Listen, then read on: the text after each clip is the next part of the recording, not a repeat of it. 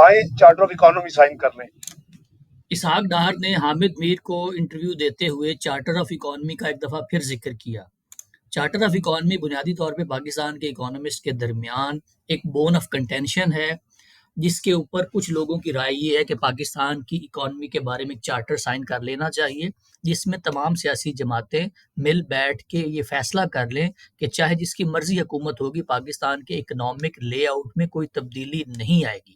اور جو لوگ اس کے خلاف بات کرتے ہیں، ان کے خیال میں پاکستان کی اکانومی کا سٹرکچر ایسا نہیں ہے، پاکستان کی ابھی تک سیاسی طور پہ اتنی تربیت اور بلوغت نہیں ہو پائی کہ پاکستان اتنے بڑے فیصلے کا متحمل ہو سکے۔ آپ کی اسکرین کے اوپر ڈاکٹر حفیظ پاشا کی ایک کتاب کا سر ورک ہے، جس کا انہوں نے عنوان ہی چارٹر آف اکانومی پہ رکھا تھا کہ پاکستان کے لیے جو ریفارم ایجنڈا ہے، خاص طور پہ معیشت کے حوالے سے، اس کے لیے کیا لاہے عمل ہے جو کہ پاکستان کی سیاسی لیڈرشپ کو اپنانا چاہیے۔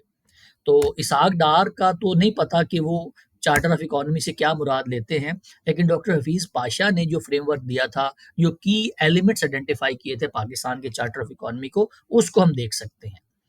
ان کے خیال میں اس کے جو دو بنیادی پلرز ہیں، ان میں ایک تو یہ کہ ہمیں اپنی جو گورننس ہے اس کو امپروو کرنا ہے۔ تو گورننس کو امپروو کرنے کے لیے وہ یہ کہتے ہیں کہ آپ کو ڈیولوشن کرنا پڑے گا، طاقت کو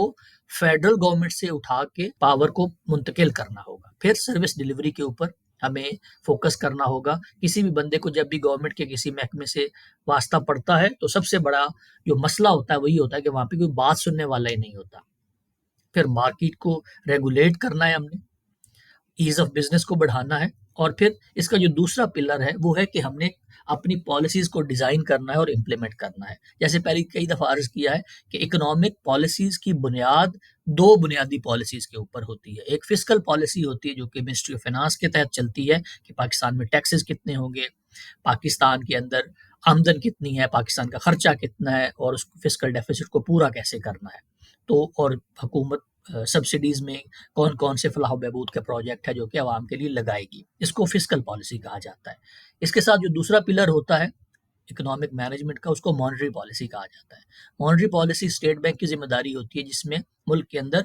منی کو ریگولیٹ کیا جاتا ہے کہ ملک کے اندر منی سپلائی کتنی ہے، بینک کیسے آپریٹ کریں، انٹرسٹ ریٹ کتنا ہے، ایکسچینج ریٹ کتنا ہے، اور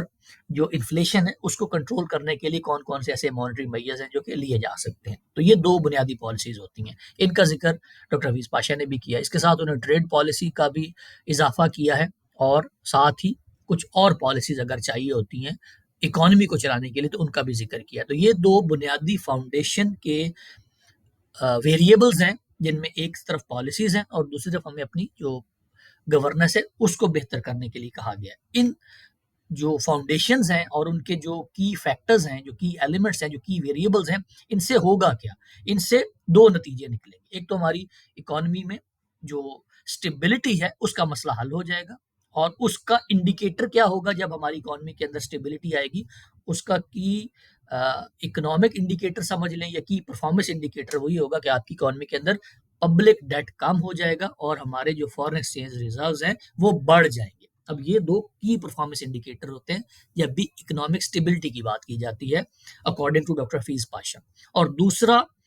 اس کا نتیجہ کیا نکلے گا، کی پرفارمنس انڈیکیٹر کیا نکلے گا کہ ہماری جو اکانومی کی گروتھ ہے وہ بڑھ جائے گی۔ اور کن سیکٹرز میں بڑھے گی؟ ایگریکلچر میں بڑھے گی، انڈسٹری میں بڑھے گی، پاور سیکٹر میں بڑھے گی، اور سروسز میں بڑھے گی۔ ہماری اکانومی کو اور جی ڈی پی کو عموماً ایگریکلچر، انڈسٹری اور سروس سیکٹر میں ڈیوائڈ کیا جاتا ہے، لیکن ہمارا جو پاور سیکٹر ہے یہ کہا جاتا ہے کہ پاکستان کی جو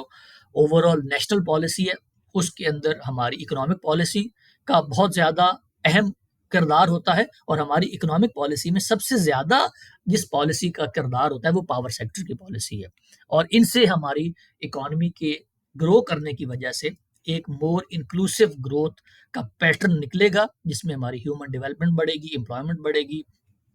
بیکورڈ ایریاز کی گروتھ ہو جائے گی، پاورٹی کو ریڈیوس کر لیا جائے گا، اور ہمیں کوشش کرنی چاہیے کہ ہمیں اپنی پاپولیشن کی گروتھ کو بھی کم کریں۔ تو یہ ایک فریم ورک ہے جو ڈاکٹر حفیظ پاشا نے پرپوز کیا تھا کہ ہمیں جب بھی چارٹر آف اکانومی کی بات کرنی ہے تو اس کے کی ایلیمنٹس یہ ہونے چاہیے۔ اور پاکستان کی گروتھ کے حوالے سے جیسے پہلے بھی کئی دفعہ عرض کیا ہے کہ پاکستان میں گروتھ حاصل کرنا تو مسئلہ رہا ہی نہیں، کبھی گروتھ حاصل ہو جاتی ہے، اس گروتھ کے دو بنیادی مسائل ہوتے ہیں. ایک مسئلہ تو یہ ہوتا ہے کہ وہ سسٹینیبل نہیں ہوتی,